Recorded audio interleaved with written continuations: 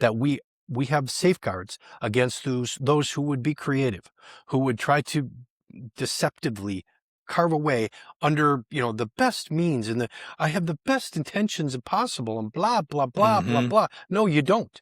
You're simply trying to carve away more of our constitutional rights. Yeah. And the contrary to what, those who would like us to feel badly about our country, again, going back to those who think that they're not happy to be Americans, we are one of the least racist countries in the world. Right. We have, this country has done more to help all races and all people than any other nation in the history of the world. You're watching On the Issues with Chris and Mike, a speakeasy conversation brought to you by CooleyConservatives.com. Welcome to another episode of On the Issues with Chris and Mike. My friends, it's been a while. It's been about a month. And as usual, there's just nothing new in the news. It's all boring month. Right. Yeah. How are your plans coming for the 4th? You're getting all ready for Independence Day? Absolutely. It's 250th anniversary of the birth of our country. I was around in 1776. I remember 1976. I remember the bicentennial. I was not quite there for the. I was around, but I was 5. Yeah. Okay. in 1976. 1976. I was 12. So it was. It was fun. It was exciting. It was a much bigger deal than this one is. We're just not celebrating it as big here.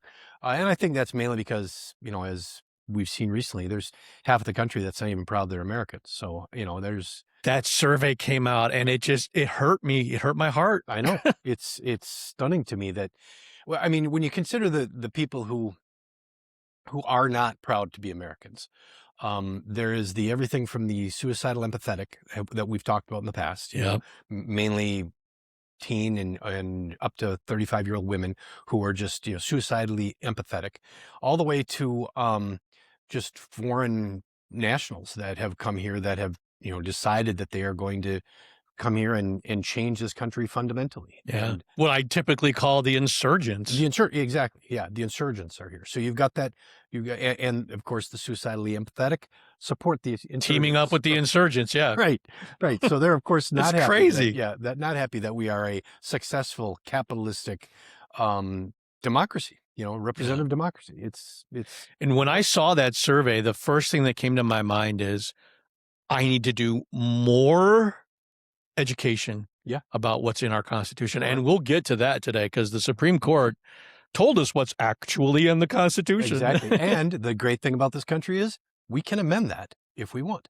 So we'll discuss that. Yeah. Well, and like you said, I mean, there's just so many things going on, but segueing into other areas of celebration, Juneteenth was over just a couple of weeks ago. Right. How did you celebrate your Juneteenth? Well, I recognize it as one of the best Republican holidays of all times. Right on. There's no question about the fact that without Abraham Lincoln, the first Republican president, we don't end slavery nearly as quickly as we did. I think slavery would have ended anyway. I think it was, it was naturally on its way out. It was naturally on its way out. But there were going to be vestiges of it that were going to be held out. And, in a country like ours, where it was, we were trying to be that example, that democratic, we the people type of country.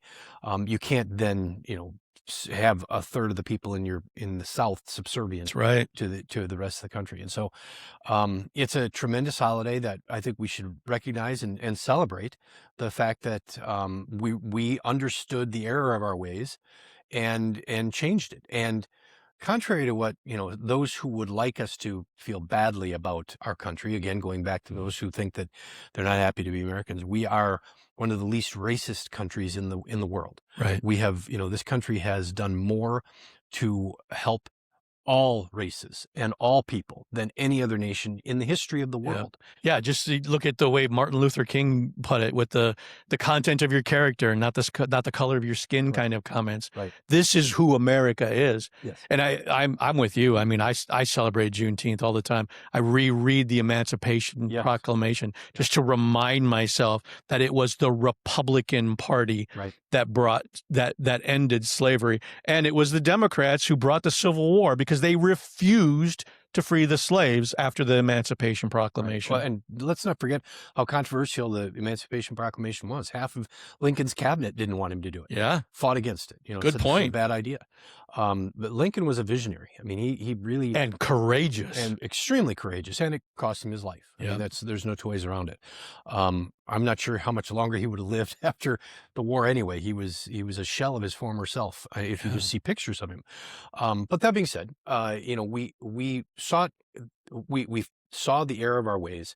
We made the changes that needed to be made. It was a bloody confrontation in order to do it. And of course it was from those who would not give that up, and it's interesting that a lot of that was also an economic battle. I mean, the South and the Southerners referenced this as, or looked at this as a way of just destroying the economy of the South, because their subservient, their slaves were essential to their economy, according to what they were thinking at the time. And it's interesting how we come to that point now, and how we're economically getting to a point where we're approaching a civil war, ideologically at least. The Marxist socialists versus those of us who are still capitalists.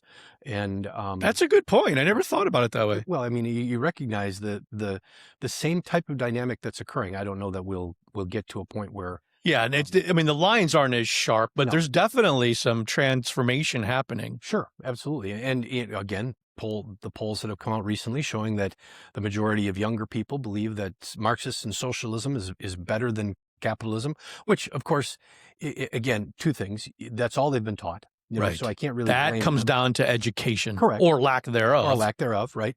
And a lot of that has to begin at home. I mean, there's too many people who will say, I can't believe we sent them off to college and they turned into this. I'm like, well, how in the world did you let them turn into a capitalist, or a Marxist, when you should have been teaching capitalism and the strength and the glory of the United States of America from the time they were 5. But that being said, I think we're still in an ideological battle. And I, again, celebrate 250 years for the fact that we can still have that battle. We can have that, we can have that discussion and recognize that we are the United States of America. We're not the United People. Right. If that were the case, we'd all have to be Marxists. We'd all have to be communists or whatever. But, well, and that is a really good point. And I think it's something worth really emphasizing, that not that we're the United People, because sometimes we do have to have an uncomfortable conversation about what's going on in this country. Yeah.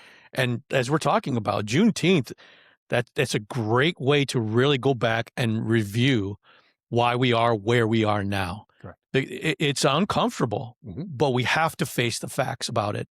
And I think you're right on. I think these are the things we talk about this at work all the time. If we just try to brush it under the carpet, pretend like the bad things aren't happening, or maybe we made a mistake creating some kind of software and try to hide the mistake. Yeah.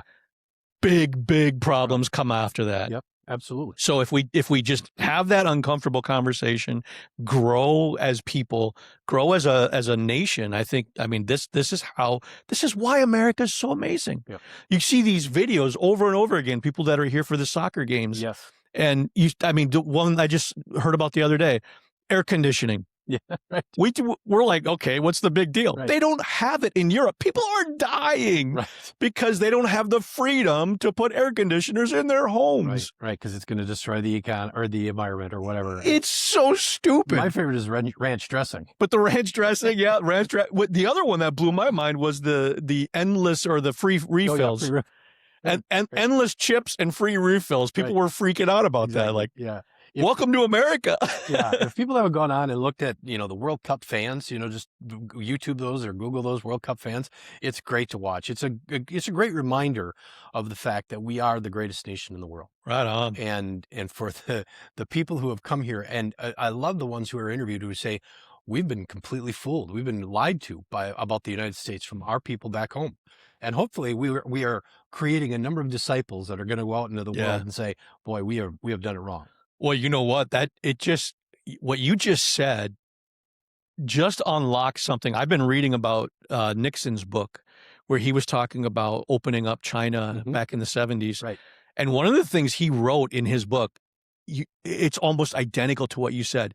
People were lied to. Yes. And he said something in his book about the fact that, like, once the Chinese people saw on television like Deng Xiaoping was visiting America. Yeah. And in the backdrop of the video, the Chinese people got to see what an American city looked like. Yeah. All of the technological advances in the background.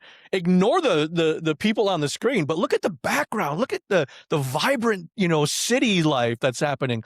The Chinese people were lied to for decades about what's going on in America. Right. And then all of a sudden the TV showed what's really happening. Same thing. Yep. Almost the same thing. Europeans being lied to about what it truly means to be an American. Yes. Agreed. That's fascinating. It is. I'm wondering when and if this is ever going to happen in North Korea, because that's the one group of people that have been lied to more than any. I mean, the lies are laughable as to what they've been told about their leaders, but to find out whether or not they eventually will ever get to find out what it is to be free and what it is to have technology and to have access to that type of availability of everything. I mean, we'll see if that ever happens. But yeah, it's hopefully we have created some disciples through the World Cup for them to go back home and say, boy, the United States is much different than we were told. Yeah, they're probably going to have an influx of tourists and people getting green cards to spend a little bit more time here even. or may have their babies here, according to and that is a perfect segue, my friend, into big news. Just today, as we're recording this, the birthright citizenship dropped on. You want to tell everybody what the deal is with that? Well, yeah, I mean, the Supreme Court was asked about whether or not individuals who are here, and regardless of why they're here in the United States, even illegally, even if they're here illegally, if they have a child here, that child is a United States citizen. And this goes back to the 14th Amendment. And the 14th Amendment was really devised, well, I mean, first of all, they had to determine a way to make sure that the Native Americans were going to be able to be American citizens. You couldn't exclude them. And in the same sense, all of the slaves that had been freed, right. The black slaves who had been freed needed to have access to American citizenship or be provided American citizenship. And so if you were born here, that's the case. The question was whether or not that extended from the Civil War up until the current day. And the Supreme Court said, yes, it does. That, if you're here, no matter how or why you're here, if a child is born, you are an American citizen. Now, I don't necessarily disagree with that interpretation, surprisingly. I think they may be correct. As we talked about earlier, we have the ability to amend that if we wish. If we want to, we can go out. I mean, 2/3 of both houses have to pass a constitutional amendment, and that has to pass 3/4 of the states. Right. That's fine. Well, and what amendment is it? Again, like you said, the 14th Amendment, and in question was Section 1, all persons born or naturalized in the United States and subject to the jurisdiction thereof. Correct. I think that's the part we just need to amend and clarify. Right. What does it mean to be subject to the jurisdiction thereof? Yep. Because according to President Trump, the subject to the jurisdiction thereof meant you can't be an illegal alien having children here that automatically get citizenship. Right.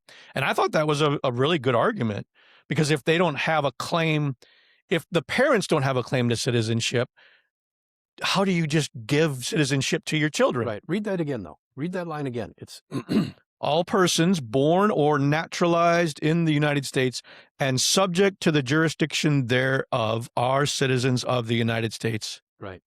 So if they're born in the United States, how could they not be subject to the, what's the line?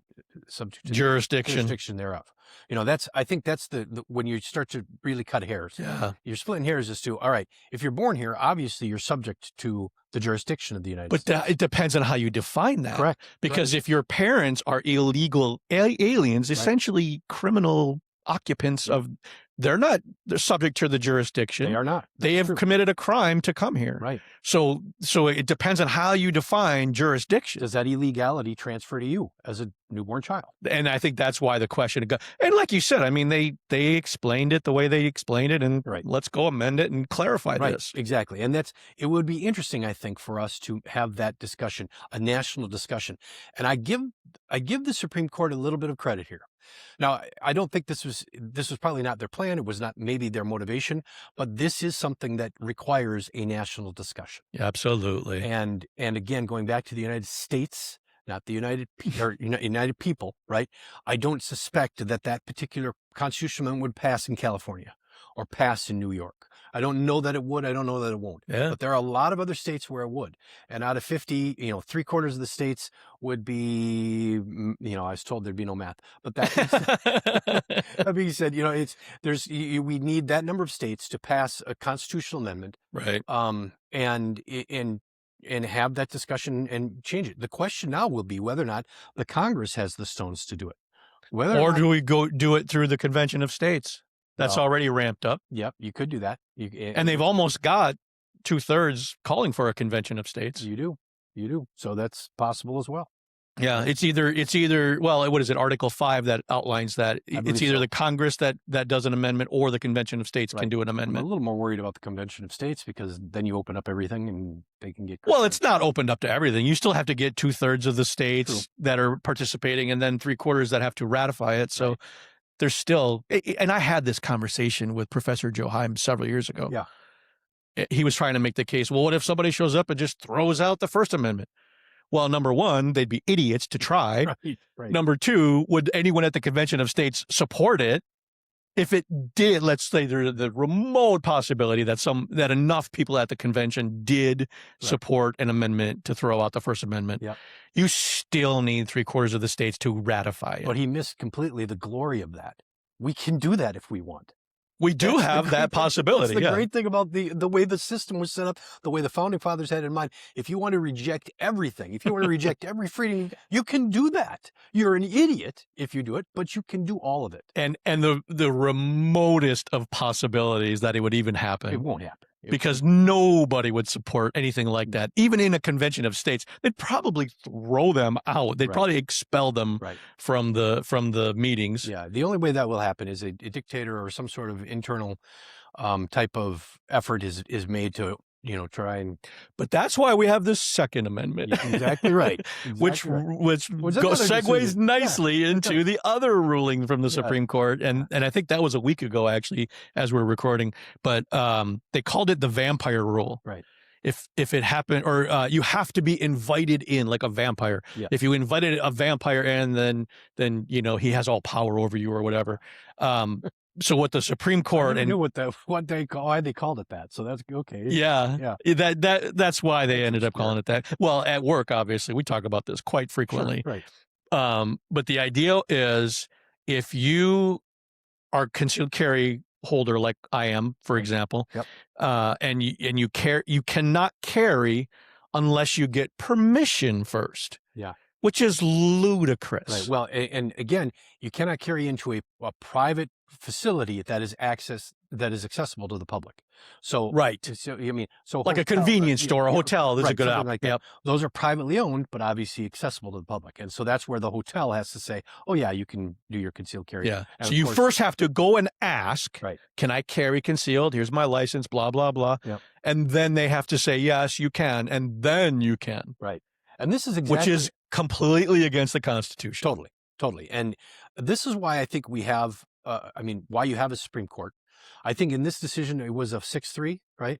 I believe you're right. Yeah, 6. It wasn't unanimous, which reminds us that those 3 lunatics that, the Democrats have put on the Supreme Court should never be in the majority. And it also reminds me that, all the state legislatures, all you got to do is read this document. Folks, right. It's super simple. You can go read it. It's not that long. There's a phrase in that says, shall not be infringed. Right. And the Supreme Court, the 6 members of the Supreme Court who actually know how to read, read that part and said, okay, here we are. Right. Again, you have this, we'll not get in another tirade on my disdain for the judiciary, but the number of judges who have simply decided that they are going to determine what the law should be based upon what they think it should be.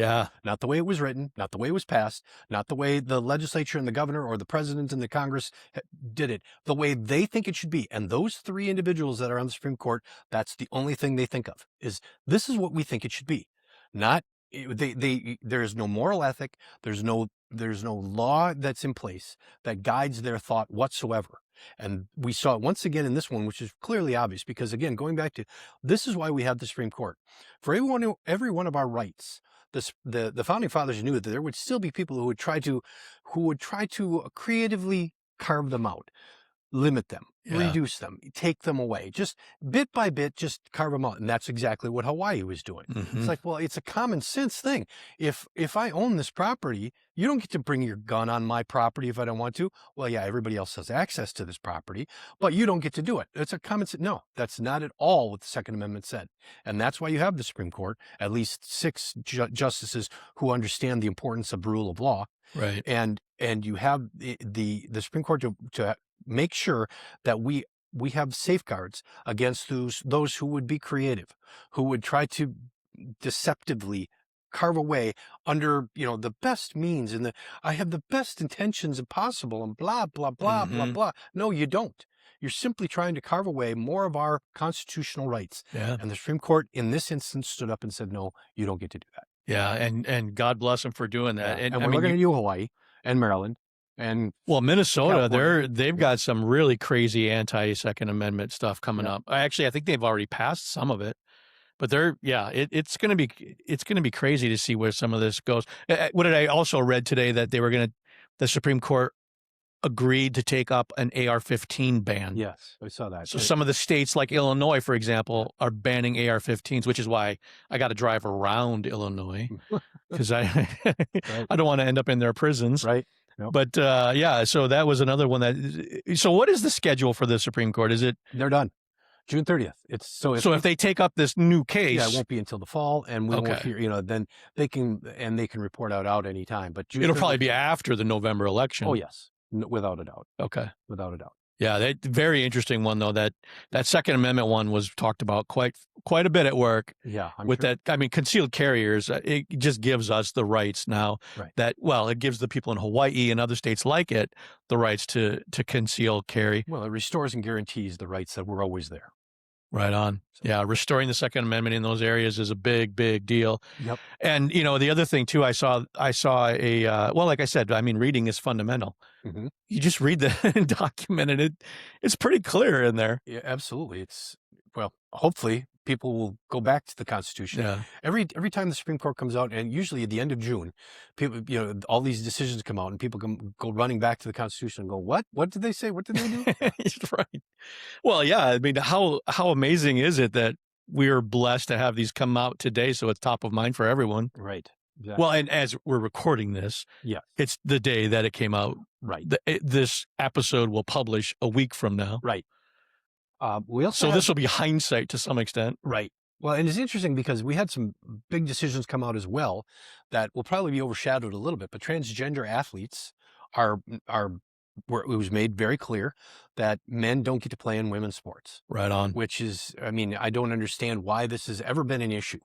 Women are getting injured. Women are being excluded. Women are losing their sporting opportunities. That's right. Their scholarship opportunities to individuals who are simply mentally ill. And that cannot be allowed. That cannot continue. You can be transgendered. That's fine. If that's the way you think you are, so be it. But you do not then get to reduce other people's rights to, especially their gender. Yeah. And the Supreme Court basically shot it down. Yeah. And I think the way I was thinking about it is women's sports are actually for women, not men pretending to be women. Correct. So it was nice to see that one come down for sure. Yeah. I think Dave Chappelle's got the best skit on that one, or the best explanation for that one.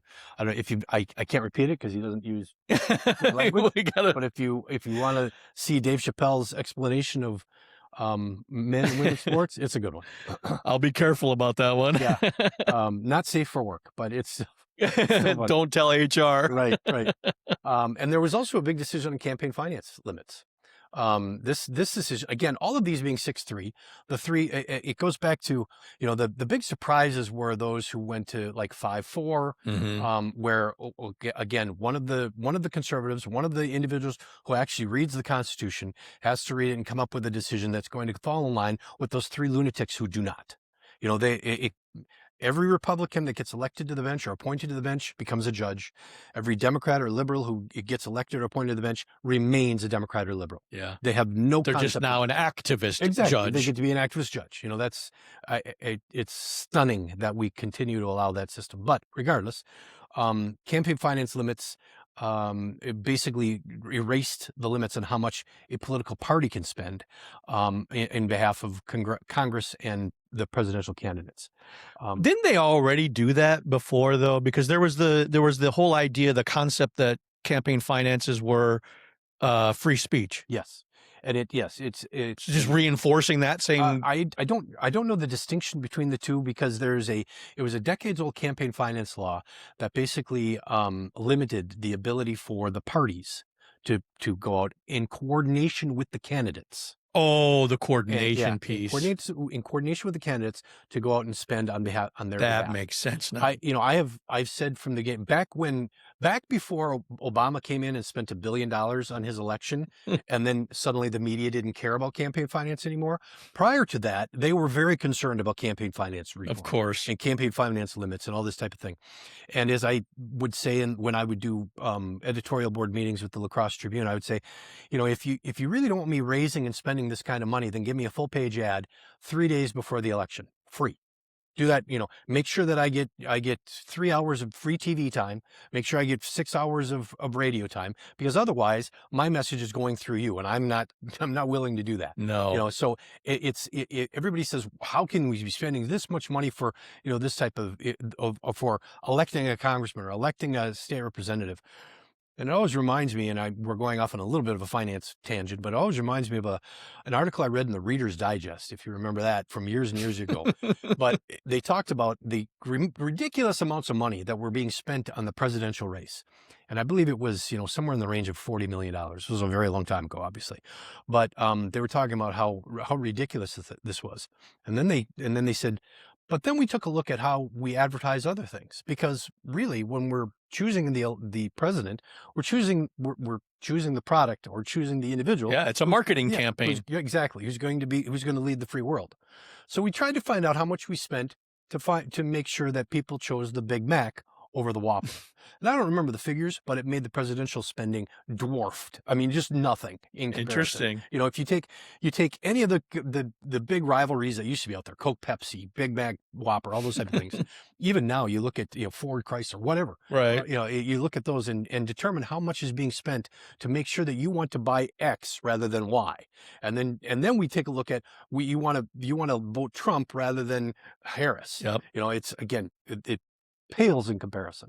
That is interesting. I think a lot of people probably don't think about it that way. And honestly, that's one of the things that is so disappointing to me. More people aren't invested in the process. Yes. Come out and meet the candidates. Go to the parades and shake their hands. Look them in the eye. Right. Look at these candidates. Find them and talk to them. Yeah. People just don't do that. Right. They rely on commercials. They rely on websites are okay, because especially it's the candidate writing about themselves and their viewpoints, which is good. Yep. But it's people just not taking the time to get off their couches and get involved in the process. If more of that happened, if more people got off their couches, get out and talk to people, things will improve. Yeah. I guarantee it. Yeah. And honestly, that's not for everybody. I don't Fair. necessarily want to go out and be the evangelist for, my party or my candidate. I understand that. But the key to a representative democracy is accountability. Making sure that we hold our elected officials accountable.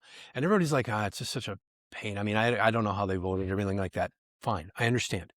Go to the website, as you talked about. Go to their website and print out those things that, the issues that they talk about and where they stand on them. Take the issue and just make sure you print it on taxes, on the economy, on natural resources, whatever it is you want to print out, and then just keep it in a folder and look back on it every couple of months and see how your legislator is doing. See how your congressman or congresswoman is doing. See whether or not the president is doing what he or she said they would do when they were trying to get your vote. If you would just invest that kind of effort, we would have a much stronger accountability is the key. Yep. You nailed it. I think that's a perfect way to put it. Yeah. If not for that accountability, and if we're not going to hold elected officials accountable, they're just going to do whatever they want anyway. And that's why we are where we are, with everyone complaining about it. Yes. Because we've abdicated that responsibility as citizens to hold them accountable. Yeah. It's interesting how we've come such really a reversed the position that we had when Profiles in Courage came out. John Kennedy, Pierre Salinger wrote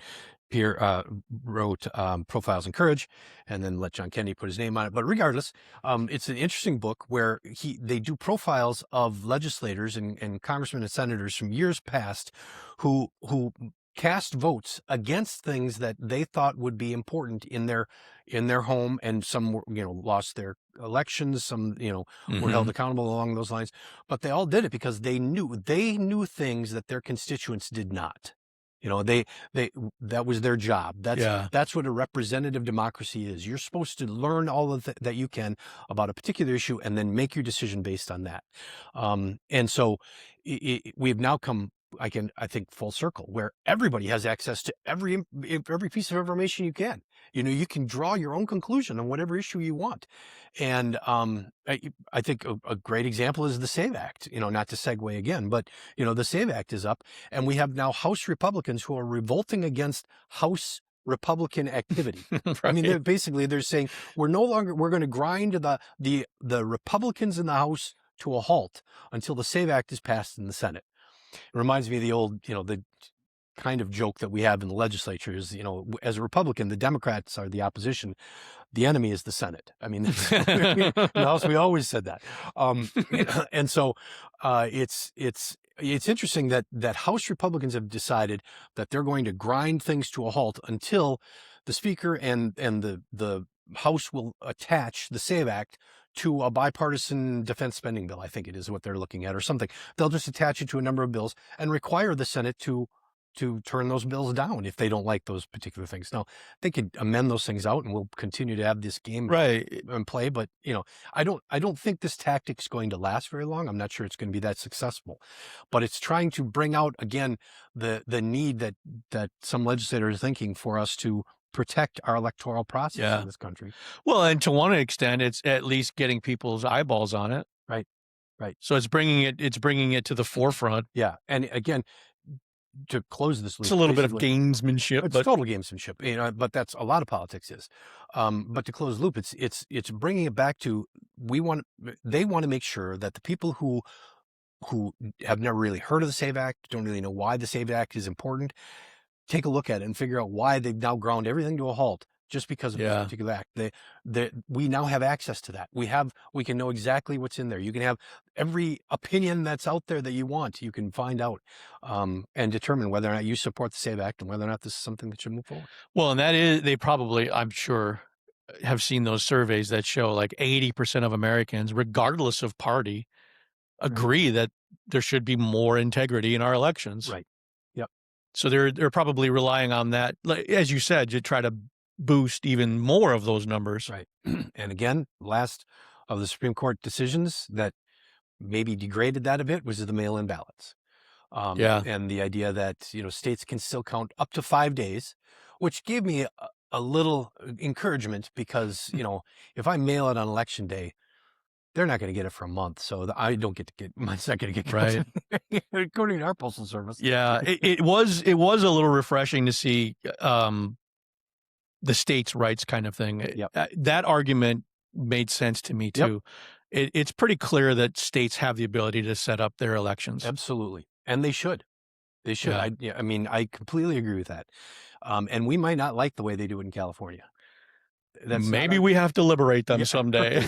If that's the case, then go move there and try to make a change, but that it's the United States, not the United people. Exactly. In the same sense, California doesn't get to determine how we run our elections. So no, it just means we got to work really hard in the rest of the states that aren't communist. Exactly. Right. Exactly. Or completely lost their minds. Who was I telling? Is somebody we were talking about? Oh, a friend who was taking kind of a 250th birthday tour around the Boston and New York and Philadelphia, which sounded like amazing. But she was talking about New Jersey and some of the oddities that they have there. Mm-hmm. For example, you had to pay to go to the beach or something like that. Oh, really? And I thought, I'll just go to the airport beach. Right. For free. Beach, right. Exactly. I prefer to go to beaches in America. Right, exactly. Yep. It was funny. I say that all the time. Like, there are conferences in San Francisco, obviously, for IT all the time, Silicon Valley. Right. And I keep telling my friends at work, I'll wait till it's in America. Right. Then I'll go to that conference. Right. It's like I always say about Madison. Madison's a nice little town, and Wisconsin's just a short drive away. That's right. Yes, Planet Madison, as some have said as well. Well, one other court ruling is the asylum seekers. Oh, yeah. They can be turned away at the border. Yes, that's an important one. I think, and it's funny how it goes hand in hand with the illegal, birthright citizenship. If you were able to sneak your way in here, your child, yes, is a citizen. But the Supreme Court also affirmed that we have the right to turn these people away. Right. And that's we do have that right, and it secured the border to the extent that we can do that. And again, reading is fundamental because it says in the law you have to be in the country where you claim asylum. Yes. But Biden's administration decided you could be close to the border. Yeah. You could be on your way from Guatemala, maybe. Right. It was ridiculous. It was so obvious that they were going to go this way. Yep. Yeah. This was a no-brainer. Although I think, was that unanimous, or was that 6-3? I think that one might have been 8-1. I think, but it could have been 6. I don't remember for sure. I think that one was unanimous, but regardless, it's it just continues to surprise me as the people that they put on that court. I don't know. Well, a friend at work says it all the time. Reading is fundamental. Yep. And it fascinates me. Well, and like, what was the 8-1 decision? It's always the one who doesn't know what a woman is. Right, exactly. When it's those, I mean, you might as well call it unanimous because there's that one justice who just couldn't answer what a woman is. Stunningly stupid. Yes, exactly. Right. Oh my gosh. Call it the DEI hire for the Supreme Court. Biden even said it. Yeah, it's the DEI legacy right there. Yeah, that is, it's sad. Yeah. All right. Well, are you ready to get into some areas of topics that are close to home? Yeah. We've got some issues going on here. There's a lot going on and it's not just the county of La Crosse that's impacted. Yeah. I think it's the state. A lot of conversations going on around data centers, how to handle them. But not only that, something that fascinates me, because I've talked about this on the podcast a couple of times. I've been in IT for 30 years. I've seen this revolution happening over this 30-year career that I've had in IT. Yeah. Data is the gold rush right now. The 21st century economy is coming. It's here. Yep. And if we don't embrace it, and that's why I was disappointed when La Crosse County decided to have a moratorium on data centers. I understand they wanted time to do their studies, but if we don't embrace the 21st century economy, then our children and our grandchildren are going to flee to other places where they are embracing these 21st century economies. Yep. So data centers and the power to the electricity it takes to power them, let me put it that way. Yeah. There's a brilliant article about fusion. Mm-hmm. Talk a little bit about how this is forming in our area. And I mean, I think it's probably going to be an election issue. Oh, yeah. I think there's no question about it. And it's interesting that you said that, for many of us, AI just kind of came out of nowhere. We saw it in the movies, but we didn't know that it would actually have an impact on us at any point. And you guys in AI or in data have seen this for a long time.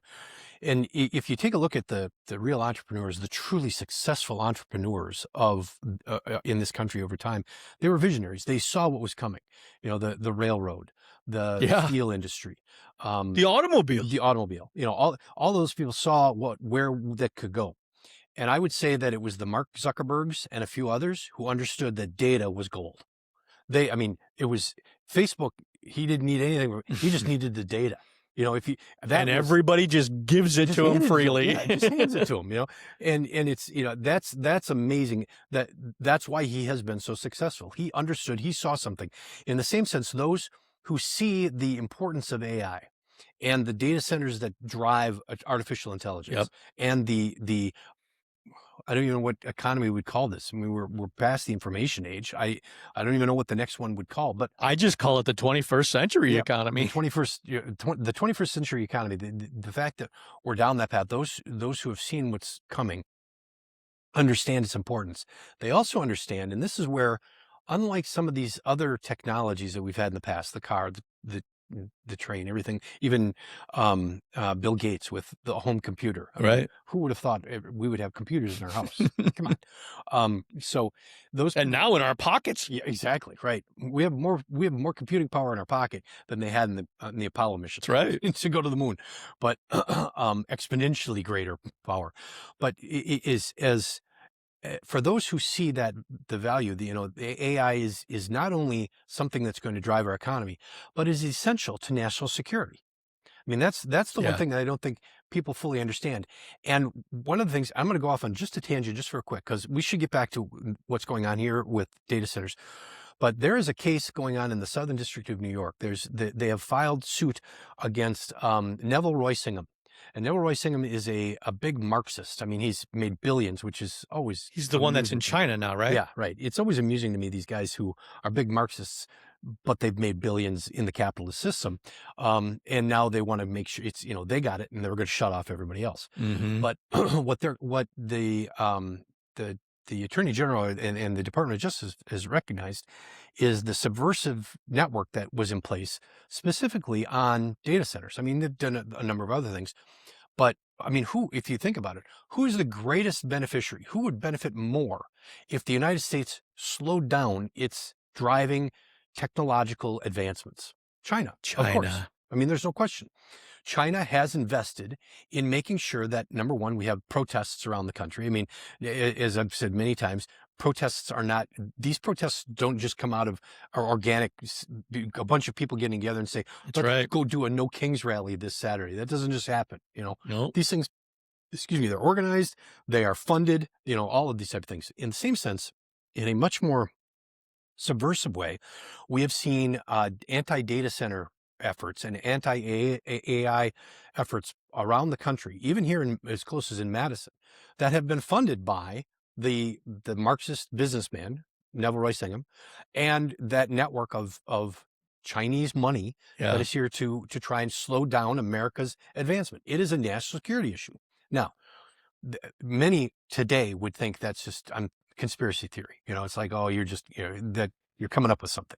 As with most conspiracy theories, the difference between a conspiracy theory and reality is about 6 months. Mm-hmm. It's like in about 6 months, you'll realize. This is why I wanted to get in on this conversation now. Yeah. Because 6 months from now, a year from now, Yep. a lot is going to be coming out. Yes, no question. Now, let's take a look at a data center in itself and whether or not it should be. Now, there are some things that data centers require that concern people. They can be noisy. They can be, they will use a lot of water in a closed system, but they'll consume it at first, and then that's all they'll need, Mm-hmm. and they don't necessarily create a ton of jobs once it's up and operational. They create some, there's a couple of hundred jobs. There's economic activity that comes with it. But that is a pond, that is a rock in a pond. Yeah. I mean, the economic activity Exactly. that is enormous, and they do consume energy. They need a great deal of energy. So it's easy to go back, especially at a time when our energy prices are going up, which oddly enough coincided with this considerable effort to simply go to renewable energy, which is, as I've used to joke, it may not be reliable, but at least it's expensive. And so you this drive to renewable energy, going away from the baseload sources of energy, coal, natural gas, nuclear, all those type of things. And as prices have spiked, we're now at a time when you have huge consumers of energy. I mean, Mhm. even as great as any It's all steel mill ever supply was and in place. demand. Absolutely. Anything that was in place. So what we need to do is figure out how we're going to provide the energy for those companies. So a community like La Crosse can, in fact, figure out how to do data centers. You determine where if it's noisy, fine. Put it where there's not going to be people. Yeah. You don't put it near a hospital. There's industrial parks already where factories used to be. Correct. Exactly. We have lots of locations around the country where they could be. If they need a lot of water, that's fine. Figure out how we can make sure that they get the water, but recognize the amount of water they need is equivalent to about what a standard golf course uses every year. But see, that's part of it too, that I think we could innovate better ways of cooling them. Sure. Absolutely. And one of them is like in space. That's true. I mean, there's the interesting thing is that the data centers, because of the heat that they, think about your laptop computer. It's got a fan in it. It's, it has to stay cool. Think of this. Well, I'm a nerd. I actually have a liquid cooling system in my PC upstairs. Of course you do. But that being said, people recognize that you need to keep these things cool, and so they're going to have to figure out how to do that.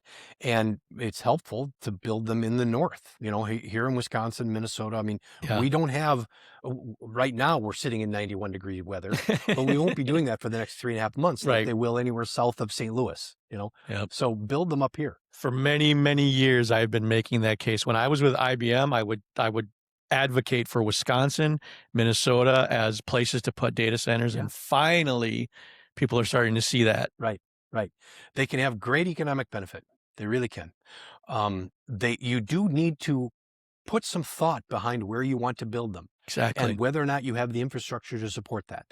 And make sure that the energy, you touched on fusion. And electricity demand is big. It's huge. It's a huge demand, and you can make sure without much effort at all, you can make sure that they are paying for that energy. That that if they need more than we have, they'll pay to build more. Well, and that's you just nailed it. You nailed one of the things that I wanted to address with you. Is like, what is it? Are there regulations that are in the way? Is there some reason? Because the other side of this, there was the transmission line controversies that are going on in the driftless region. What is it, 765 line? Yeah. So, which is a huge line. I mean, know the lines that run from like Drugans down here. Yeah, those are 365. I think they're okay. I think they are. They're half the size of what we're looking at. But when I think about that, why do we even need to transmit electricity from one region of the country to another in the first place? Yeah. Why not just embrace some of these new technologies, these small modular nuclear reactors, for example, and put the energy production right where it's used? Yeah. Then we don't have to worry about transmission lines to get it from one region to the other. We just plug in a small modular nuclear reactor the same way you would plug in a battery when you run out of batteries. Yeah, absolutely. You can, so what's stopping people from doing that? Well, nuclear still concerns people. I mean, the spent fuel, or they call it nuclear waste. I mean, keep in mind that nuclear, for the most part, it's, nuclear plants are pretty simple. They're uranium pellets that are about this big, generally put in a long tube, and they're lined up in a long tube, which create a lot of heat. As they break down, they create a lot of heat. That heat then causes water to turn into steam. Steam turns the turbines. I mean, it's a steam turbine. Right. We burn coal to turn turbines to cause steam. Right. Same with natural gas, same with nuclear. So once you get to a point where those pellets aren't as effective, they are, as brand new pellets, they change them out, right? And that's where you get the waste. And you have to you have to put the waste somewhere. But there are new technologies that will allow you to recycle it and get much more efficiency out of it. They are. In addition to that, this article that I was reading is about fusion, which has like zero waste. Correct. Fusion is when we split atoms. Fusion is when you fuse them together, right? And there is no necessarily radioactive waste that comes off of that. And so you're basically creating water, right? I mean, it's how the sun is powered. Yep. The challenge, of course, is that while we can do that in the laboratory and we can do it in small scale, we cannot commercialize that. Right. We don't. And as long as I've been, with associated with electricity, when I was on Public Service Commission, and even before that, when I was on the Utilities Committee in the legislature, fusion has been about 5 to 10 years away. It's been about 5 to 10 years away from being commercialized for about 35 years. Right. I mean, we're so close. Yeah. It takes me back to the spent fuel or the nuclear waste. Everybody says that they want to make sure that nuclear waste is put in the ground or put somewhere where we won't be able to affect it or even access it for 1 million years. 1 million years. I'm like, think about that. 100 years ago, we didn't know what this was. You don't think 100 years from now we'll be able to figure out what we could do with those pellets? Because they still have about 70% of their power in there. It's just that, and the heat that's coming off, that's why it takes a while for them to degrade. But 70 years from, and you're right, there's some technology right now, the molten salt reactors and others that can use those pellets, but it's just not commercialized yet. It's not at a point where it comes down to finance. It's not feasible at this point. But the thing is, and I got to bring this up every time I talk about this topic, Because back in the 1980s, when I was a teenager, and that movie Back to the Future came out, the possibility of having a flux capacitor and a little Mr. Fusion, I was like, someday we could power our homes with something that simple. Yes. We're getting close to that. Yeah, there's no question. I believe it's going to happen in my lifetime. Yeah, no question. I mean, there was a time, I remember when I'm a little older than you, and so I used to watch the Jetsons, and they used to, they used to, on the Jetsons, be able to talk to each other on a TV. I was like, that's crazy. When will we ever get that chance? Star Trek in the 60s with the flip phone. Right, exactly. Oh, wait, it wasn't a flip phone. No, it was a communicator. Right. But it was a flip phone. Totally. I mean, all of these things are coming. And again, that technology exists. You know, I think there's no question we could put a small modular reactor next to a data center. You then, you know, the interesting thing, of course, is that you now have spent nuclear fuel, which drives people's nuts, and the data center, which is noisy and consumes water and all this, all the other reasons. I mean, again, it's so easy to say no. It's so easy to say, we're not going to build this here, you know, not in my backyard, build absolutely nothing anywhere near anybody, and all that type of thing. And those people will always be here, you know, and they'll always think that we have not advanced beyond the 1960s as far as our ability to deal with these issues that these things come up with. And frankly, those people are dying off. And so there are more and more people who are getting to the point where they're realizing, okay, our technology can work. Yeah. We will do that. Because you're right, transmission lines are not, they're not attractive. They're not preferable. You know, the transmission lines need substations because electricity degrades as it goes along the lines. You need a substation to boost it again, to keep it pushing down the line.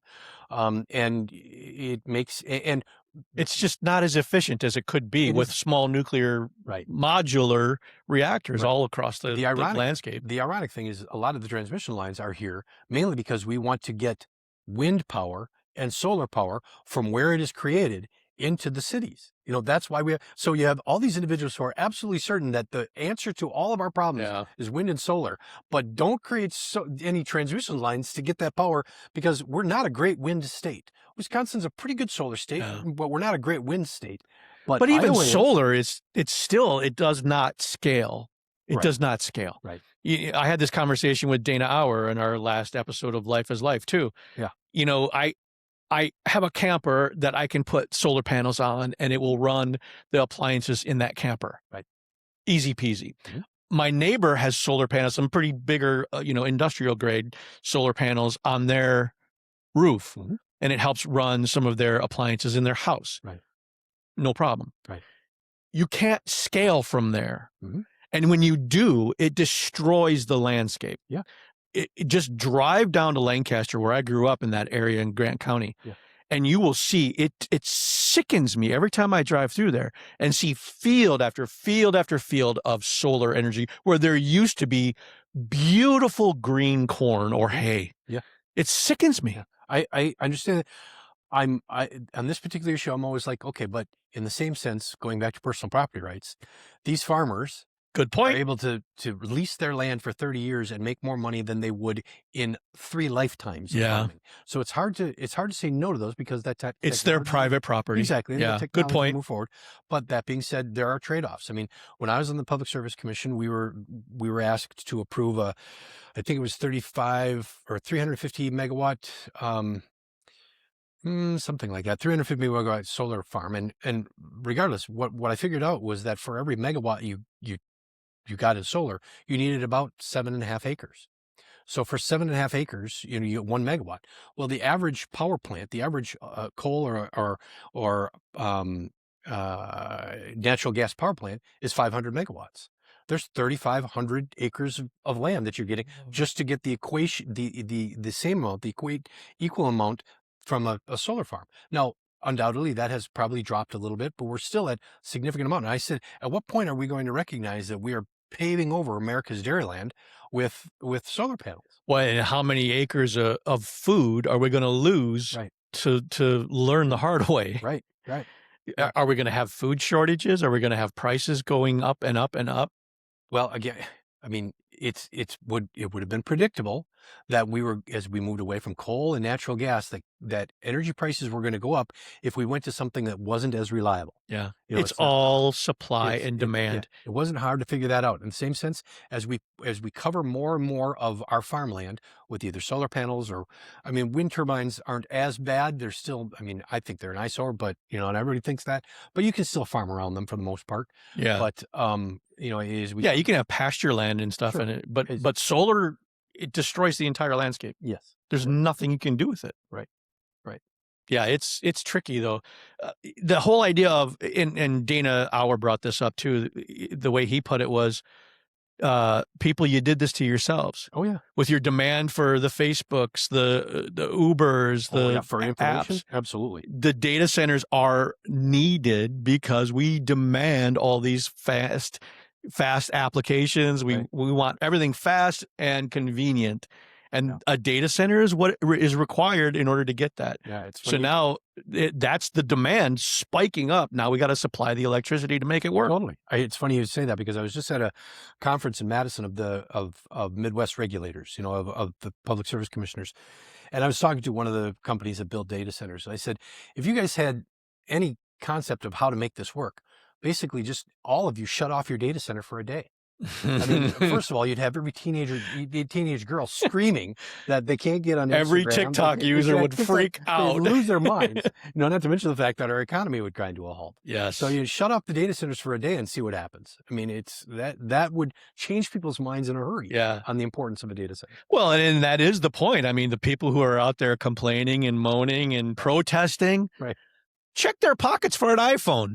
Well, how did they all find out they were going to do the protest? They checked their Facebook page. Exactly. You make my point. That's exactly. They are hypocrites. Yeah. They want all the conveniences in life, but they don't want the technology to get there. Right. None of the downside. Yeah. All the upside, none of the downside. It reminds me of a conversation I had with a dear friend. This isn't an episode of Star Trek. You have to have a job to earn an income. Right. And do things. You have to have a purpose in life. Mm-hmm.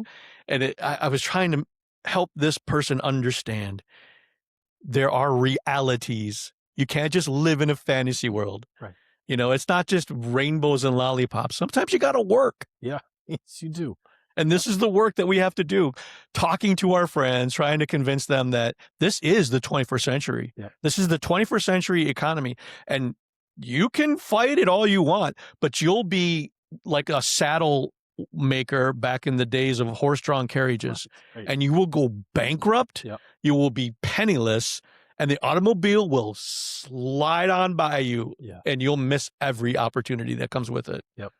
With data centers, I mean, I want to wrap that up by saying it does take some thought. A community should figure out where they're going to do it, how we're going to do it, how big should it be, and all those. Have some of that. But to simply go out and say data centers are evil, they're bad, that is so fundamentally ignorant that it's suicidal to some extent too, because everyone is going to flee the community because they're going to go work in a place that has the opportunities. Right. Well, we're seeing that in New York as they empty into Florida. Exactly. Well, and again, I mean, like you said, that I can understand having a really smart conversation, and probably uncomfortable to some extent, about the driftless region, because one of the reasons why I love living here is because of our, environment. Right. I want to make sure that we're taking good care of it. Of course. I mean, this is why the transmission lines really bother me. Yep. Why not plug in a small modular nuclear reactor instead of having transmission lines that mess up my day hike in the forest? Right. If we had readily available alternatives, we should be using them. Those aren't readily available. I mean, there will come a time where we may not need those transmission lines, but we're not there yet. Right. So we'll build them for now. We'll get the energy we need to where it needs to be, but recognize that they're temporary. They're not going to be here for that long. And moving in the right direction, making smart decisions, and not just putting our foot down and saying, no, I don't want to play. Right. Exactly. Yeah. Good stuff. I think the most important thing we can do is just step back this week and recognize that we live in the greatest country in the history of the world, and it's been around for a quarter of a century, quarter of a millennium, sorry, 250 years, which is a blink of the eye compared to, many of the countries around the world. And we still have to do all we can to defend it.